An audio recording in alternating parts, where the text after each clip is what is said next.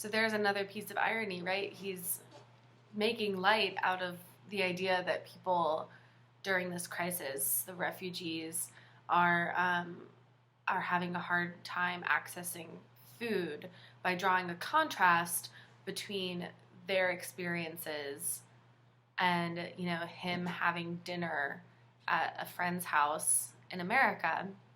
and and right after that happens, we get the introduction of a really symbolic object or set of objects.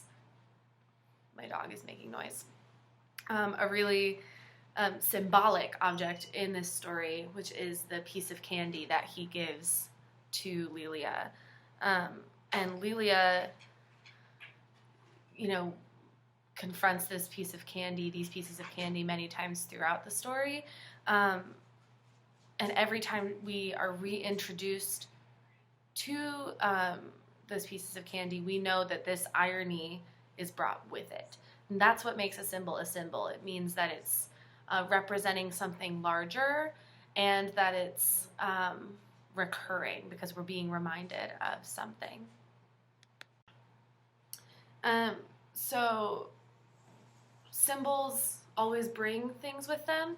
And in this case, it's not just that irony, but it's also this first interaction that we see between Mr. Pirzada and Lilia that is brought with the symbol of the candy every time we see the candy again.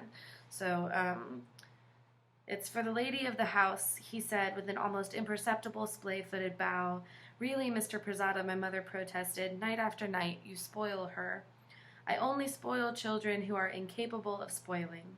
It was an awkward moment for me, one which I awaited in part with dread, in part with delight. There's that irony, dread and delight. But this is flipped irony, right? This is like she should be excited about this. It's candy, and it's the dread that's the inappropriate part. And so we're trying to figure out what it is that makes that interesting and makes that authentic. I was charmed by the presence of Mr. Pirzada's rotund elegance and flattered by the faint theatricality of his attentions, yet unsettled by the superb ease of his gestures, which made me feel, for an instant, like a stranger in my own home. So she is having a sense of confusion about her home, her sense of space, her place. That's a huge statement to be hearing from a man who is like from Dhaka, where there are, millions of refugees. What is a refugee if not suddenly a stranger in their own home? It had become our ritual. The ritual is also carried with it every time we see the candy. And for several weeks before we grew more comfortable with one another, it was the only time he spoke to me directly. I had no response, offered no comment, betrayed no visible reaction to the steady stream of honey-filled lozenges, the raspberry truffles, the slender rolls of sour pastilles.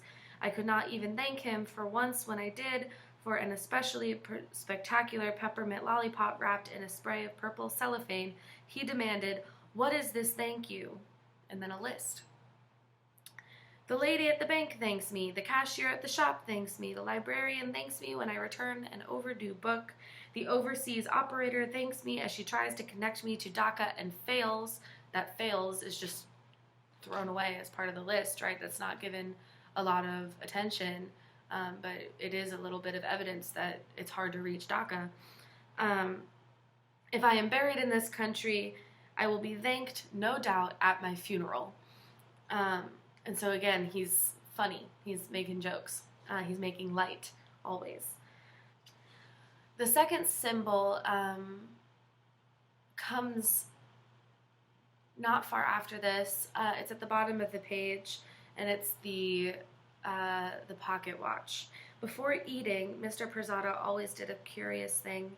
He took out a plain silver watch without a band, which he kept in his breast pocket, held it briefly to one of his tufted ears, and wound it with 3 swift flicks of his thumb and forefinger Unlike the watch on his wrist, the pocket watch which she had explained to me was set to the local time in Dhaka, 11 hours ahead. For the duration of the meal, the watch rested on this folded paper napkin on the coffee table. He never seemed to consult it. This is building the symbol. Building the symbol of the candy and then building the symbol of the watch. And the watch, in this case, is a symbol of Mr. Pirzada's otherness, which we'll see in the next paragraph. Now that I had learned that Mr. Pirzada was not Indian, I began to study him with extra care to try to figure out what made him different. I decided that the pocket watch was one of those things. When I saw it that night on the coffee table as he wound it and arranged it on the coffee table, when I saw it that night as he wound it and arranged it on the coffee table, an uneasiness possessed me. Life, I realized, was being lived in Dhaka first. I imagined Mr. Pirzada's daughters rising from sleep, tying ribbons in their hair, anticipating breakfast, preparing for school. List. Our meals, our actions were only a shadow of what had already happened there, a lagging ghost of where Mr. Pirzada really belonged. And so we see that watch a few times too, and remember when it comes up that this is a watch that is Mr. Pirzada's otherness in an object. This is Mr. Pirzada's Dhaka-ness in an object. Just like those candies are Mr. Pirzada and Lilia's bond in an object, or in a set of objects, the candies, right? There's many of them. So then we return to the irony. We see Lilia watching the nightly news with her parents, sort of, right? Except that this time her dad insisted that she really watch, and she saw images of a catastrophe happening in Dhaka because they were entering a crisis, or they were enduring a crisis, and she couldn't understand it. She thought it was so horrifying, and then she sees Mr. Pirzada just fiddling with his food, right? He's just eating. He's used to seeing this, and she says on the top of page 248, he was not my notion of a man burdened by such grave concerns. And we get that through irony, right? This is her saying, I don't understand the irony of this person. He should be completely occupied by this horrible crisis happening in his home, but instead he is creating a well in his rice to make room for a second helping of lentils. He's eating and enjoying it, probably, right? And then we go into Lilia's room after all of this has happened, and she can't get the image out of her head, but she tries to replace it with this list of things that are happening in her bedroom, the list of things that she can see in her bedroom in the middle of page 248. In an effort to banish the image, I looked around my room at the yellow canopied bed with matching flounced curtains, at framed class pictures mounted on white and violet papered walls, at the penciled inscriptions by the closet door where my father recorded my height on each of my birthdays. But, it's a heavy but, the more I tried to distract myself, the more I began to convince myself that Mr. Pirzada's family was in all likelihood dead. And then we get the symbol. Eventually, I took a square of white chocolate out of the box. This is their bond, right? And unwrapped it. And then I did something I had never done before. I put the chocolate in my mouth, letting it soften until the last possible moment. And then as I chewed it slowly, I prayed that Mr. Pirzada's family was safe and sound.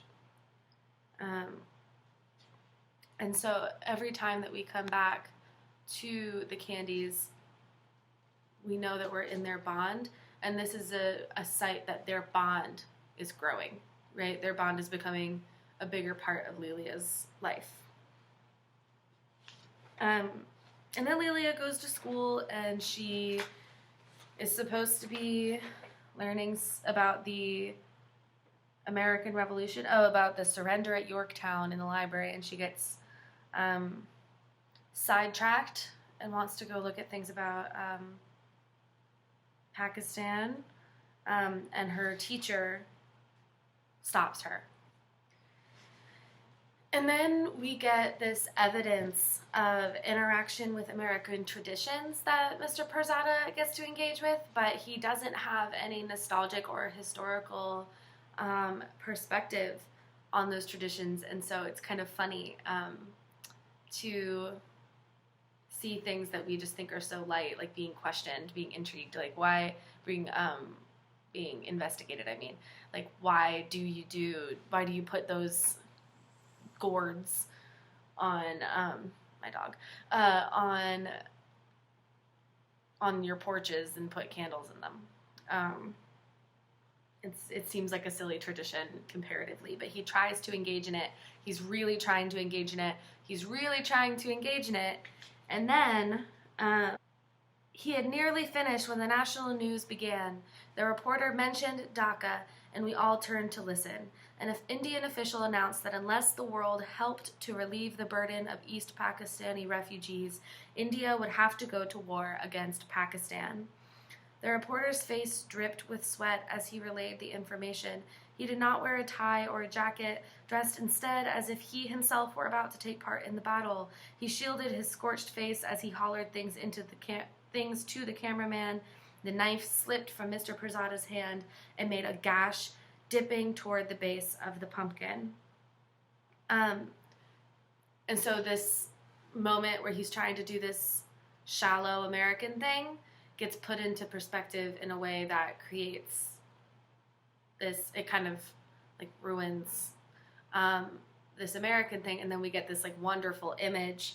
A few sentences later, it says, what resulted after her father fixed it was a disproportionately large hole the size of a lemon, so that our jack-o'-lantern wore an expression of placid astonishment, like the eyebrows no longer there, floating in front of surprise above a vacant geometric gaze. And I think it's so funny that we get to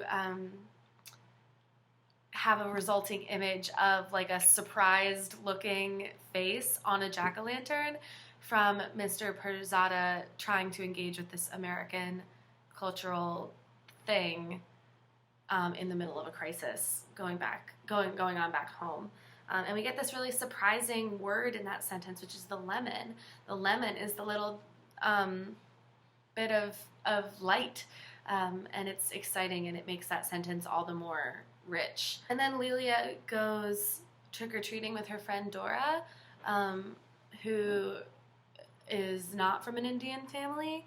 And of course, Mr. Pirzada is worried because they're going out on their own, and Lelia has this moment where she says to Dora, because Dora's like, why is he so worried? And she says his daughters are missing, and she has to correct herself from like being